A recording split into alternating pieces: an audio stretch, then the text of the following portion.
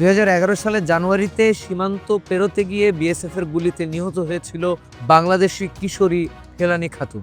কাঁটাতারের বেড়ায় হেলানির সেই ঝুলন্ত লাশের ছবি ভারতের বিরুদ্ধে সমগ্র বাংলাদেশের শোক, ক্ষোভ আর প্রতিবাদের প্রতীকেও পরিণত হয়েছিল। এমনকি ভারতের অভ্যন্তরেও সীমান্তে কাঁটাতারের বেড়া বসানো নিয়ে তীব্র বিতর্ক ছিল, পক্ষে বিপক্ষে যুক্তি ছিল। সীমান্তবাসী মানুষজনের প্রতিক্রিয়াও ছিল মিশ্র। সরকারি হিসাব অনুযায়ী সীমান্তে এ পর্যন্ত 1996 থেকে 2000 সাল পর্যন্ত 80 জনের বেশি, 2001 থেকে 2010 সাল পর্যন্ত 1000-এর বেশি, 2012 থেকে 2025 সালের জানুয়ারি পর্যন্ত প্রায় 6 শতাধিক বাংলাদেশি বেসামরিক নাগরিক নিহত হয়েছে। অতীতে অনেকবার বিজিবি বিএসএফ এর মধ্যে পতাকা বৈঠক সহ নানান সভা দিল্লিতে ঢাকার প্রতিনিধিগণ এবং ঢাকাতে দিল্লির প্রতিনিধিগণ এসেও কোনো সমস্যারই স্থায়ী সমাধান হয়নি। ভারতীয়দের দাবি অনুসারে সীমানা দিয়ে মাদক পাচার, গরু পাচার, নারী পাচার, মানব পাচার সহ নানান অভিযোগ তুলেছিল। ভারতের বড় ভাই সুলভ আচরণ ও বিগত আওয়ামী লীগ সরকারের ভারতের প্রতি নতজানু আর নানা সময় সরকারগুলোর দুর্বল পররাষ্ট্রনীতিকে এর জন্য দায়ী বলা যায়।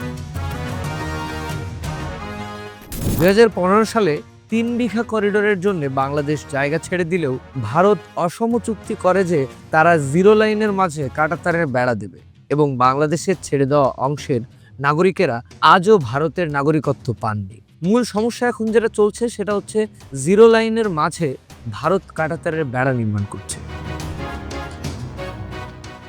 বর্তমানে বিজিবি কিছু উল্লেখযোগ্য প্রশংসনীয় পদক্ষেপ নিয়েছে।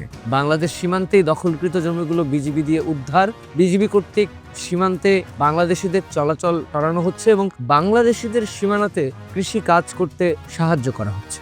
দখলকৃত কৃষি জমি উদ্ধার করেও দিচ্ছে বিজিবি। ভারতীয় আগ্রাসন রোধ করতে সাউন্ড গ্রেনেড সহ নানান অস্ত্রাদি বরাদ্দ করা হচ্ছে, কারণ ভারতও সীমানাতে অন্যায়ভাবে সাউন্ড গ্রেনেড ব্যবহার করে। ভারত ব্যবহার করে দেখে তাদের আগ্রাসন রোধ করতে বাংলাদেশও করবে। বিজিবিতে ড্রোন সার্ভিস চালু হয়েছে। বিজিবিকে দিয়ে সীমানাতে সীমানাবাসীদের সতর্কও করা হয়েছে। বর্ডারে বিজিবি মোতায়েন বাড়ানো হয়েছে এবং শক্ত করা হচ্ছে। সীমান্তবাসীদের সাথে বিজিবির দূরত্ব শূন্য করা হয়েছে।